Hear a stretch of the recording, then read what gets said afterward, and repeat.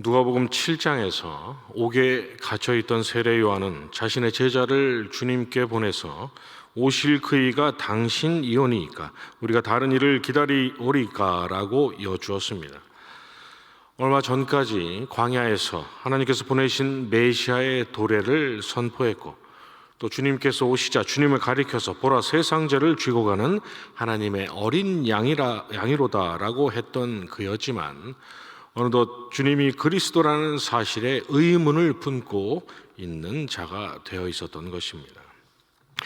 그런데 요한이 제자를 주님께 보내기 바로 전인 누가복음 7장 11절 이하는 주님께서 나인성에 이르셨을 때 과부의 죽은 아들을 살리셨고, 요한의 제자들이 이 일을 옥에 있는 세례 요한에게 알렸다고 말씀하고 있습니다.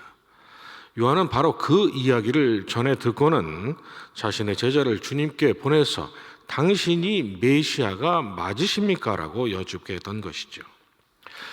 왜 그랬을까요? 주님께서 죽은 과부의 아들을 살리시되 관에 손을 대서 살리셨기 때문입니다. 이 이야기를 전해 들은 세례 요한은 적지 않게 충격을 받았을 것입니다.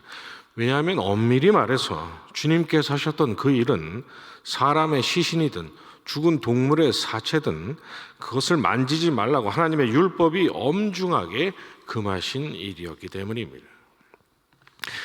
그러나 세례 요한의 제자들이 요한에게 가서 그 이야기 하나만 하고 당시 유대인들 사이에서 떠도는 이야기, 곧 주님은 손을 씻지 않고 먹는 자들의 우두머리요, 또 금식도 안 하는 자들의 스승이요, 또 포도주를 즐기고 죄인들의 친구이자 세리의 친구요, 아무 일도 하지 말아야 할 안식일의 병자를 고치고 하나님께서 주신 율법을 폐하려 하는 자라는 그러한 소문도 세례 요한에게 이야기하지 않았겠습니까? 그래서 세례 요한이 도저히 안 되겠다 싶었는지 주님께 제자를 보냈던 모양입니다. 뼛속까지 유대인이자 또 태어날 때부터 나실인으로 자라왔던 세례 요한에게 있어서 들려오는 우리 주님의 행적은 도무지 받아들이기가 어려웠을 것이기 때문입니다. 이에 주님은 요한의 제자에게 가서 맹인이 보며 못 걷는 사람이 걸으며 나병 환자가 깨끗함을 받으며 귀먹은 사람이 들으며 죽은 자가 살아나며 가난한 자에게 복음이 전파된다고 하라고 말씀하셨습니다. 세례 요한의 그 물음에 우리 주님은 그때 맹인의 눈이 밝을 것이며 못 듣는 사람의 귀가 열릴 것이며 그때 저는 자는 사슴같이 뛸 것이며 말 못하는 자의 혀는 노래하리니 이는 광야에서 물이 솟겠고 사막에서 시내가 흐를 것임이라는 이사야서 35장의 말씀으로 답을 하신 것입니다. 하나님께서 그 오래전 약속하셨던 그 날이 이제 도래했고, 지금 병자들이 낫고 죽은 자가 살아나는 그 표적이 드러나고 있으니 그것이 바로 그 날이 왔다는 증거라고 말입니다. 내가 과인성 과부의 아들을 살릴 일은 네가 시험에 들 일이 아니라 내가 그리스도라는 사실을 말해주는 확증적인 사건이라고 그의 질문에 답변하신 것이죠. 그러나 하나님은 이사야 선지자를 통해서 그 말씀만 주신 것이 아니라 예레미야 선지자를 통해서 보라 날이 이르리니 내가 이스라엘 집과 유다 집에 새 언약을 맺으리라. 이 언약은 내가 그들의 조상들의 손을 잡고 애굽 땅에서 인도하여 내던 날에 맺은 것과 같지 아니하리라고 하시면서 그날 후에 내가 이스라엘 집과 맺을 언약은 이러하니 곧 내가 나의 법을 그들의 속에 두며 그들의 마음에 기록하여 나는 그들의 하나님이 되고 그들은 내 백성이 될 것이라. 그들이 다시는 각기 이웃과 형제를 가리켜 이르기를 너는 여호와를 알라 하지 아니하리니 이는 작은 자로부터 큰 자까지 다 나를 알기 때문이라.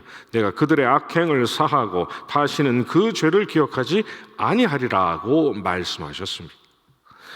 이사야서에서 말씀하신 맹인이 보고 또 저는 자가 뛰게 될 그 날은 단순히 병자들의 육신이 나음을 잇는 날인 것이 아니라 그러한 일들이 표적으로서 보여주는 바 불체병과 같은 죄와 사망의 굴레 아래서 신음하는 택하신 자들에게 하나님께서 믿음을 주시고 그들의 죄를 사해 주시고 다시는 그들의 죄를 기억하지 않으시겠다 하신 하나님의 새 언약이 도래하는 날이라고 말입니다. 그런데 세례 요한이 이사야서의 그 말씀만을 알고 예레미야를 통해 그날에 이루어질 그 새 언약에 관한 말씀을 몰랐겠습니까? 주님은 세례 요한의 그 물음에 하나님이 약속하신 새 언약이 도래했으며 내가 그 새 언약의 실체라고 말씀하셨던 것입니다. 그런데 하나님은 예레미야에게 새 언약에 대한 말씀을 주시면서 이렇게 말씀하셨습니다. 내가 그들의 남편이 되었어도 그들이 내 언약을 깨뜨렸음이라고 말입니다. 무슨 말씀입니까? 하나님은 모세를 통해서 주신 율법으로 맺으신 그 광야의 옛 언약이 흠이 있어서 새 언약을 주셨던 것이 아니었던 것이죠. 인생들이 연약하여 죄와 허물로 그 언약을 파기했기 때문에 도무지 완전하신 하나님의 율법을 지킬 능력이 인생들에게 없어서 생명에 이르게 할 그 법이 도리어 사망에 이르는 법이 되었기 때문이라고 새 언약을 주신 이유를 분명하게 선언하셨습니다. 하나님께서 약속하신 그 새 언약은 모세를 통해 주신 그 옛 언약을 폐기하고 갈아치우기 위함이 아니라 인생이 연약하여 이룰 수 없는 옛 언약의 요구를 성취하시기 위한 언약이라고 말입니다. 그렇다면 하나님은 왜 인생들이 지키지도 못할 그 율법의 옛 언약을 주셨을까요? 하나님은 분명 인생들이 그것을 온전히 지키지 못할 것을 알고 계셨을 텐데 말입니다. 이유는 분명합니다. 로마서 3장이 그러므로 율법의 행위로 그의 앞에 의롭다 하심을 얻을 육체가 없나니 율법으로는 죄를 깨달음이니라고 말씀하고 있고, 갈라디아서 3장이 이같이 율법이 우리를 그리스도께로 인도하는 초등교사가 되어 우리로 하여금 믿음으로 말미암아 의롭다함을 얻게 하려 함이라고 말씀하고 있는 것처럼 하나님의 율법이 인생들로 하여금 자신의 죄를 깨닫게 하고 하나님의 율법이 죄를 깨달은 소망 없는 인생들을 영원한 소망이신 그리스도께로 인도하기 때문입니다. 바로 이것이 하나님께서 인생에게 주신 율법의 본질이요, 이사야서와 예레미야서가 말씀하고 있는 새 언약의 본질이었던 것입니다. 그러나 그러한 성경의 말씀을 너무나도 익히 잘 알고 있었을 예수님 당대의 바리새인들과 유대인들, 그리고 세례 요한조차도 하나님의 율법은 그저 지켜서 행하면 구원을 얻을 수 있는 영생의 방편이었습니다. 애시당초 그것이 불가능한 일이었기 때문에 하나님께서 새 언약을 주셨는데도 말입니다. 그래서 바리새인들과 서기관들의 눈에, 그리고 심지어 세례 요한의 눈에조차도 주님은 그저 율법에 준하지 않는 자, 율법을 범하는 자, 율법을 폐하려 하는 자로밖에는 보이지 않았던 것입니다. 바리새인과 서기관들이 그 새 언약의 실체이신 주님을 그토록 멸시하고 비아냥거리고 능멸했던 이유가 바로 여기에 있었던 것입니다. 하나님의 율법을 능히 지켜 구원을 얻을 수 있다 자부하는 그들에게는 하나님께서 약속하신 새 언약이나 그 새 언약을 성취하실 언약의 실체 따위는 필요치 않았기 때문인 것입니다. 그들은 밥만 먹지 않았을 뿐 금식을 했던 것이 아니죠. 하나님은 1년에 하루 속죄일에 금식하라고 하셨지만 그들은 그 정도로는 부족하다고 생각을 했는지 자기들끼리 매주 월요일과 목요일 1회에 2번씩 금식의 날로 정하고 그들은 철석같이 지켰지만 그들은 지금껏 단 한 번도 금식을 한 적이 없는 사람이었습니다. 왜냐하면 하나님께서 명하신 금식은 하나님의 완전하신 그 율법 앞에서, 하나님 앞에서 내가 받을 것이라고는 멸망밖에 없는 죄인이라는 것을 인정하고 자복하는 회개였지만 그들의 금식은 밥만 먹지 않는 금식이요, 이를 통해 자신들의 종교성과 신실함을 사람들 앞에서 드러내고 인정받기 위한 외식에 불과했기 때문입니다. 그러니 우리 주님께서 그들을 향해서 회칠한 무덤이요, 잔과 그릇과 손만 깨끗하게 씻는 자들이요, 속에는 탐욕과 악독이 가득한 자라고 무섭게 저주하지 않으실 수가 있으셨겠습니까?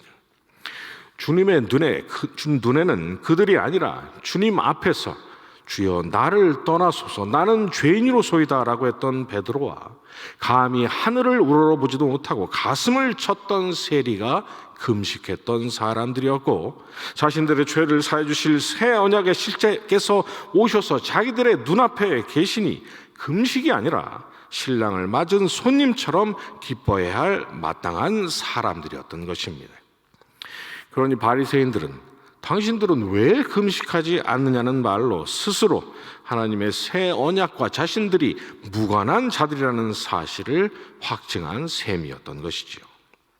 그래서 우리 주님께서 오늘 본문에서 낡은 옷에 새 옷 조각을 붙일 수가 없다고, 낡은 부대에 새 포도주를 넣을 수 없다고, 그러면 옷이 찢어지고 부대가 터진다고 말씀하셨던 것입니다. 율법은 지켜서 구원을 얻는 방편이라 여기고, 율법을 지켜서 얼마든지 자기가 구원을 얻을 수 있다고 자부하는 그러한 낡은 옷과 낡은 부대 같은 심령으로는 회개하는 자들에게 하나님께서 약속하신 새 언약을 절대로 받아들일 수가 없다라는 것입니다. 잠깐이었겠지만 그들과 같은 시선으로 주님을 바라봤던 세례 요한도 그때만큼은 새 언약의 실체이신 주님을 도무지 받아들일 수가 없는 낡은 옷, 낡은 부대와 같은 심령의 소유자였던 것이죠. 우리는 재앙을 맞은 욥이 입을 열어서 하나님을 저주하지 않았음에도 불구하고 하나님께서 즉각 재앙을 거두지 않으셨던 이유, 욥기 마지막 장에서 그가 입을 열어서 내가 주께 대하여 귀로 듣기만 하였사오나 이제는 눈으로 주를 배우나이다. 그러므로 내가 스스로 거두어드리고 티끌과 제 가운데서 회개하나이다 라고 고백했을 때 비로소 하나님께서 재앙을 거두셨다는 사실에 주목해야 합니다. 왜 그러셨을까요? 욥기 19장 한 장만 읽어봐도 우리가 분명히 알 수 있듯이 욥은 하나님 앞에서 정직하고 그동안 충분히 의롭게 살아왔다고 자부하는 자, 그래서 하나님께서 의로운 자신에게 이러한 재앙을 이유 없이 내리셨다고 억울해했던 자였기 때문입니다. 그런데 하나님께서 기어이 그러한 욥의 교만이라는 낡은 옷을 기어이 회개와 겸비함이라는 새 옷으로 바꿔 놓으셨던 것이죠. 자신의 의의를 버리고 하나님께서 마련하신 은혜의 새 언약을 받아들일 만한 만반의 준비가 되어 있는 베드로와 또 세리와 같은 그러한 가난한 심령의 소유자로 거듭나게 하셨던 것입니다.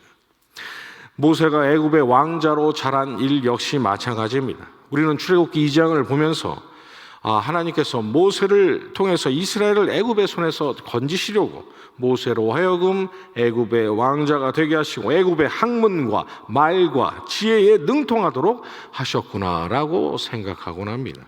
사도행전 7장에서 스데반이 모세가 애굽 사람의 모든 지혜를 배워 그의 하는 말과 하는 일들이 능하더라. 나이가 40이 되매 그 형제 이스라엘 자손을 돌볼 생각이 나더니라고 했던 것처럼 그가 자신만만하게 애굽인을 쳐서 죽였던 것을 보면 모세 자신도 스스로를 이스라엘을 구원할 유일한 적임자로 여겼던 모양입니다. 그러나 그러한 모세의 시도는 완전한 실패로 돌아갔고 하나님은 애굽의 왕자로 있을 때가 아니라 나는 말이 어눌한 자요 내가 무슨 수로 이스라엘을 구원하겠냐고 탄식하는 80세 노인의 때에 모세를 부르셨습니다. 그리고 이스라엘이 애굽에서 나오기까지 어린 시절 모세가 배웠던 애굽의 지혜와 학문과 말은 그야말로 아무런 도움도 되지 않았습니다. 애굽의 왕자로 지냈던 40년과 양치기로 지냈던 모세의 40년 인생은 자신의 능력을 믿고 의지하던 모세의 그 낡은 부대와 같은 심령을 새 포도주와 같은 하나님의 능력과 지혜와 은혜를 갈구하고 의지할 새 부대로 바꿔 놓으시기 위한 하나님의 놀라운 섭리였던 것이죠. 바로 그 놀라운 동일한 역사가 이 자리에 나와 있는 저와 여러분의 심령 가운데 동일하게 일어나기 때문에 저와 여러분이 주님을 오직 유일한 구주로 고백하고 있는 것입니다. 왜 그렇습니까? 바리새인이 분명히 보여줬듯이 자기를 의로운 자요 하나님의 율법으로 능히 구원을 얻을 수 있다고 자부하는 그런 낡은 옷, 낡은 부대와 같은 마음으로는 그리스도로 말미암은 하나님의 새 언약을 절대로 받아들이지 않기 때문입니다. 그러한 교만의 낡은 마음은 새 언약의 실체이신 그리스도와 본질적으로 공존할 수 없는 주님과 상극을 이루는 마음이기 때문인 것이죠.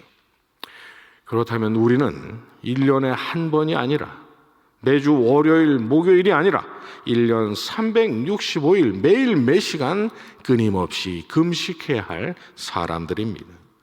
왜냐하면 묵은 것이 좋다고 말하는 사람들처럼 저와 여러분이 가지고 있는 육신의 본성은 하나님께서 바꿔놓으신 그 새 옷, 새 부대보다 대속의 피 흘림 없이도 하나님께서 나의 제사를 받아주시겠지라고 기대했던 가인처럼 주님 없이도 우리 스스로의 힘과 열정과 지혜로 능히 하나님을 기쁘게 해드릴 수 있다는 교만의 낡은 옷, 낡은 부대를 우리가 더 좋아하기 때문입니다. 그러한 우리의 본성을 부추길 수만 있다면 세례 요한처럼 새 언약의 실체이신 주님으로부터 저와 여러분의 마음이 멀찌감치 멀어질 수 있다는 사실을 우리의 원수는 너무나도 잘 알고 있고, 그래서 호시탐탐 기회를 노리고 있기 때문인 것이죠. 그래서 우리는 매일 금식해야 하는 것입니다. 밥을 안 먹는 금식이 아니라 그러한 육신의 생각을 부인하고 끊임없이 그러한 생각을 십자가에 못 박는 금식, 그러한 원수의 계획에 피 흘리기까지 싸우는 금식 말입니다. 영원한 하늘의 본향에 이르기까지 하나님께서 우리의 잡으신 손을 놓지 않으시는 이유는 우리 자신에게 있는 것이 아니라 오직 예수 그리스도께 있다는 사실을 기억하면서 주님 없이는 아무것도 할 수 없다는 사실을 인정하고 선줄로 생각하면 그때가 넘어지기 가장 쉬운 때임을 상기하는 금식. 그래서 저와 여러분으로 하여금 오직 유일한 소망이신 예수 그리스도만을 바라보게 하는 금식, 바로 이것이 하나님께서 주신 새 마음을 지켜나가고 그 새 마음으로 주님을 향한 우리의 사랑과 간절함을 지켜나가기 위해서 매일 매 시간 저와 여러분이 해야 할 금식인 것입니다. 이러한 참된 금식의 매일의 삶을 살아가시는 복된 저와 여러분이 되시기를 주님의 이름으로 축원합니다. 주님 가르쳐 주신 기도로 새벽에 마치고 가지고 나신 기도 제목 가지고 계속 기도하도록 하시겠습니다. 하늘에 계신 우리 아버지여, 이름이 거룩히 여김을 받으시오며 나라의 임하옵시며 뜻이 하늘에서 이룬 것 같이 땅에서도 이루어지이다. 오늘날 우리에게 일용할 양식을 주옵시고 우리가 우리에게 죄 지은 자를 사하여 준 것 같이 우리 죄를 사하여 주옵시고 우리를 시험에 들게 하지 마옵시고 다만 악에서 구하옵소서. 대개 나라와 권세와 영광이 아버지께 영원히 있사옵나이다. 아멘.